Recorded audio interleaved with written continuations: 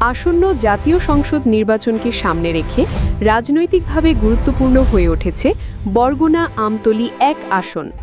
দীর্ঘ প্রায় ২৫ বছর ধরে এই আসনে আওয়ামী লীগ ছাড়া অন্য কোনো দলের প্রার্থী সংসদ সদস্য হিসেবে নির্বাচিত হতে পারেননি। তবে এবারের রাজনৈতিক বাস্তবতা সম্পূর্ণ ভিন্ন। বর্তমান প্রেক্ষাপটে আওয়ামী লীগ নির্বাচনে অংশ না নেওয়ায় বরগুনা আমতলী ১ আসনের ভোটের মাঠে নতুন সমীকরণ তৈরি হয়েছে।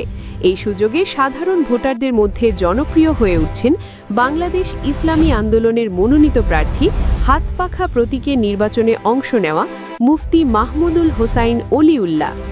এলাকাবাসীর সঙ্গে সরাসরি যোগাযোগ, ঘরে ঘরে গিয়ে গণসংযোগ এবং নিয়মিত মতবিনিময়ের মাধ্যমে তিনি সাধারণ মানুষের কাছে পৌঁছানোর চেষ্টা করছেন। স্থানীয়দের ভাষ্য, এবার বরগুনা আমতলী ১ আসনের মানুষ ভিন্ন কিছু বেছে নিতে চায়। রাজনৈতিক বিশ্লেষকদের মতে এই আসনে বিএনপির কোনো শক্তিশালী প্রার্থী না থাকায় প্রতিযোগিতায় বাংলাদেশ ইসলামী আন্দোলনের প্রার্থী তুলনামূলকভাবে এগিয়ে রয়েছেন। বর্তমান পরিস্থিতিতে মুফতি মাহমুদুল হোসাইন অলিউল্লাহর জয়ের সম্ভাবনায় বেশি বলে মনে করছেন অনেকেই। ব্যক্তিগত জীবনেও এলাকা জুড়ে তার রয়েছে ব্যাপক পরিচিতি ও গ্রহণযোগ্যতা।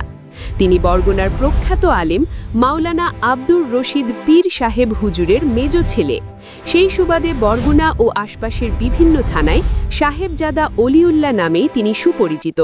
সকল শ্রেণী পেশার মানুষের সঙ্গে সহজ সম্পর্ক, সদাচরণ ও সামাজিক কর্মকাণ্ডে সক্রিয় অংশগ্রহণ তাকে জনপ্রিয়তার শীর্ষে পৌঁছে দিয়েছে বলে জানান স্থানীয়রা।